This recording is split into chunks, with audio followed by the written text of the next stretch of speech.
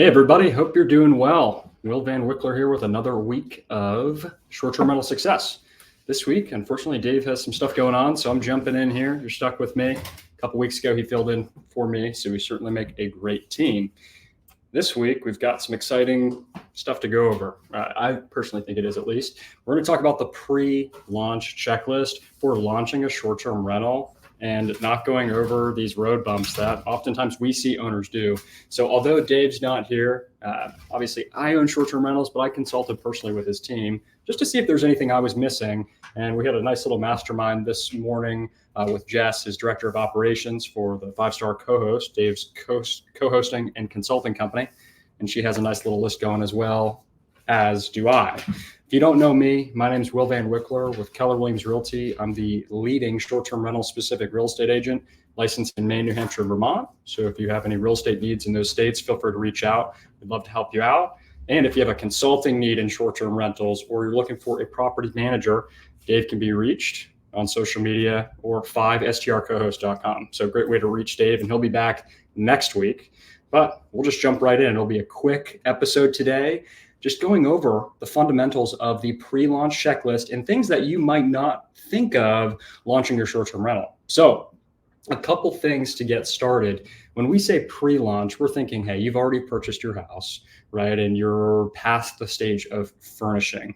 We're talking about those little things that might come up right as you're launching your short-term rental, Airbnb, VRBO, that we often see clients of ours miss, or in my case, I missed when I launched my most recent short-term rental.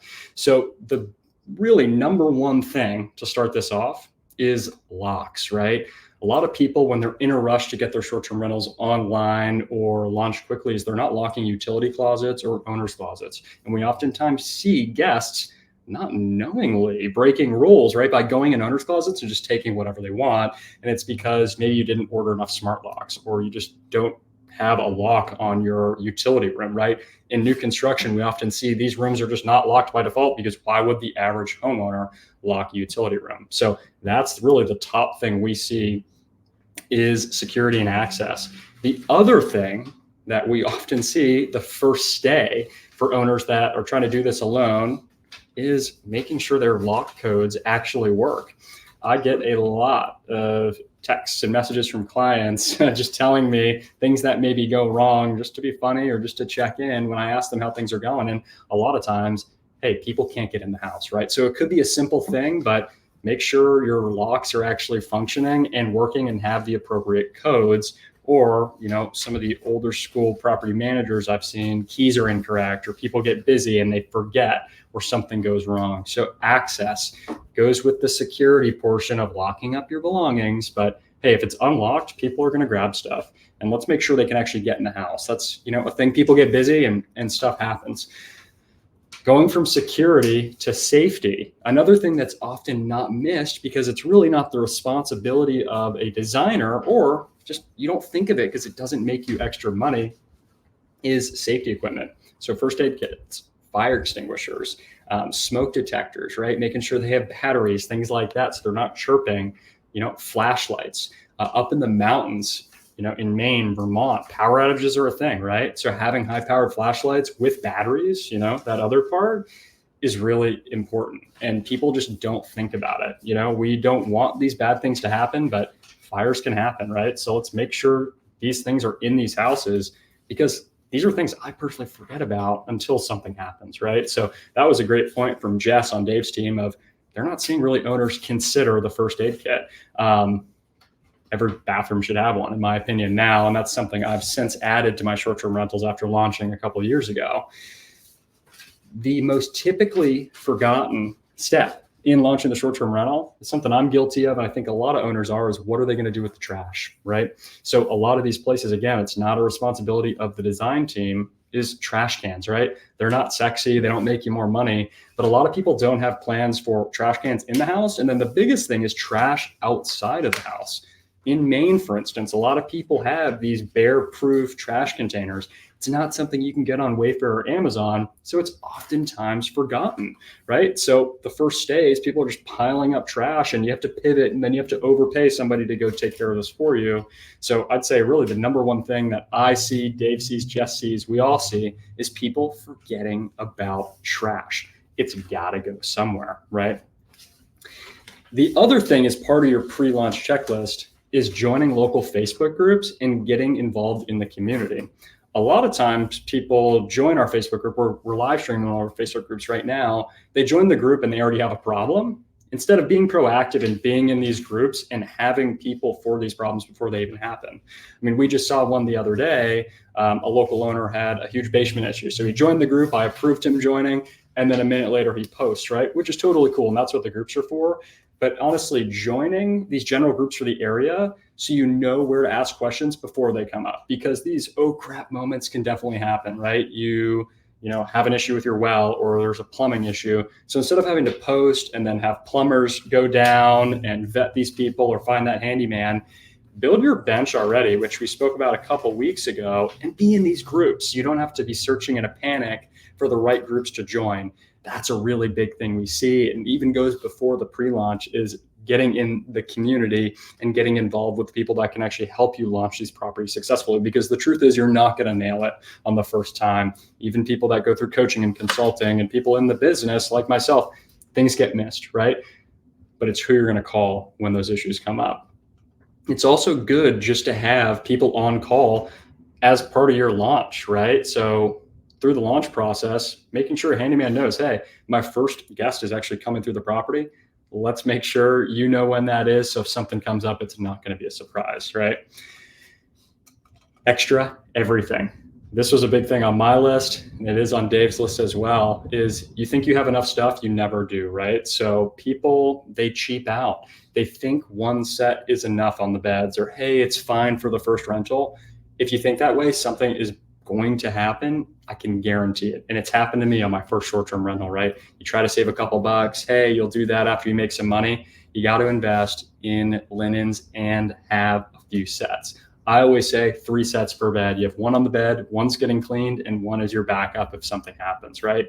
So I would not host anybody through until you have the linen secured. A good friend and client, both Dave and myself, he had this beautiful property and he's crushing it now, but linens got missed and he forgot to ask his cleaner to make the beds, and he thought it was the designer's responsibility. So just think, these small details can get missed, and communication's everything, right? So he had guests coming in and having, $1,000 a night stay, and there was only bed sheets, right? There's no blankets, right? And this was in a mountain market. So not only have the extra linens in the house, because hey, if he had extra ones in the storeroom, the locker room, whatever, the guests could have pivoted. Instead, they had to figure out where to go get other sheets, and the designer had them and things like that. So really make sure you've got the linens locked down, and it's a basic thing, and it's boring, and it won't make you money having these conversations, but it can happen to the best of us. And I think that story really tells a lot of truth of you can't really rely on designers to do these small property pre-checklist items. The other thing is silverware, plates, and cups, right? So a big thing we see in these markets with 5-bedroom houses is people just do not have enough, plates, cups, silverware, bowls, etc. Right? It's really expensive to launch these houses. And that's why we scream from the roof that you need to budget and you need to have the correct amount of money in the beginning to launch these houses successfully. You can't go in with the mindset of, hey, I got to make some money first, right? But a big thing we see is a house that can sleep 16 has plates for 6, right? Or they maybe have 12 plates, right? But these people are staying for a week straight. So make sure you have enough to accommodate. I always go over, hey, plus 15%, right? So have some extras. And then have extras in your supply closet, because I actually walked one of my short-term rentals the other day. I haven't been in for 3 months. 2 cups, 2 plates were broken, right? But we have extras in the supply closet. So I didn't even know until I was doing some inventory. That's a really important thing, is we're in a business where there's wear and tear on properties, right? So Hilton Hotels saves 8% of every stay for replenishables and replacing furniture and cups like that. So as you launch your short-term rental, now's the time to get in and have a plan and have access to the property, because hopefully it's going to be pretty busy if you set it up right. So make sure you're buying extra consumables, plates, cups, everything you can think of, because stuff does happen. And you know what? It's not always the guest's fault. Like, wine glasses, they're bound to break, right? People are on vacation, stuff happens. So really think about extra items, consumables, and really just to run through the list, having extra cleaning supplies, right? A lot of people think that the cleaner should have everything there. That's another big thing that we see on the pre-launch side is everybody's so focused on design and amenities, but what happens if a guest spills something and they want to wipe the counters down, right? That's a really big thing. Another thing that I see on the pre-launch side, we're talking first launch of a property, is everything's set up, but there's nowhere, the Wi-Fi password is nowhere to be found. That's a really big thing. And then it's stressing the guest out. And we want these people to be comfortable and come into the property very easily, right? The other thing I'd say is a lot of people set their Wi-Fi networks up and their default passwords that are super long, and they just get too busy to change it. That's one of the first things I would do is change it and make the password easy and customizable so people aren't putting in 15 different numbers and trying to figure out how the Wi-Fi works. It's all about guest experience and oftentimes can get missed because you're in a rush to launch these properties. It's also on the security and code side is making sure people feel safe, right? So we use Schlage Encode locks, but a lot of people that want to save money, they're using locks from Home Depot where the codes are 1, 2, 3, 4, 5. So that would go to the same thing of making sure people feel safe and secure and they have easy access to the house. With all that being said, you are going to miss some things, right? So you can really only do the best you can, but it's going into it with a plan and having documentation. So there's plenty of lists out there. We're working on our own little pre-launch list that hopefully can help some people out in our community, but just know it's not going to be perfect. So a great idea that Dave actually brought to me a long time ago at this point was testing these houses out yourself. Maybe it's friends, right? So having friends go stay there, or maybe it's you, right? You can get a lot of intel from actually staying in your own property. So we know things are going to happen, things are going to go wrong, but to wrap up this conversation, this episode here is go through this list and think about the things that I've said and think about the things that are maybe commonly missed, but then go put your money where your mouth is and stay in your property and see how it feels and see what's missing and then launch. Ultimately, we're in this short-term rental thing. Yeah, we're in there for pleasure and we're in there to make money. And real estate investors like myself, sometimes we kind of cut corners to make money quicker or get in the game quicker. What I would say is slow down, take a deep breath, and make sure you launch really, really well. You have one time to make a first impression and every review counts. And especially the market we're in, now more than ever, it really matters how guests feel in the property and we want them to come back. So to wrap things up, stay in your property, slow it down, take your time, build your checklist, and also build your bench because things will go wrong. We can't get around things that come up, but who are you going to call when those things go wrong? So quick episode today, a couple things to keep in mind when launching your house, the pre-launch checklist, and also some commonly brought up issues that we see both Dave and myself in the short-term rental space. So that's it. It's a quick episode this week without Dave. He'll be back next week, but still wanted to jump on and kind of chat about these problems that come up and how we can come around them. So if you have a consulting or management need in any of the key New England markets, Dave can be reached. Dave Menapace on social media, 5strcohost.com.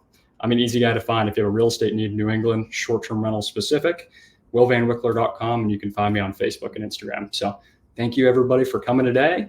We'll be sure to drop some sort of pre-launch checklist in an email going out later today. We'll catch you next week. Have a good week, everybody.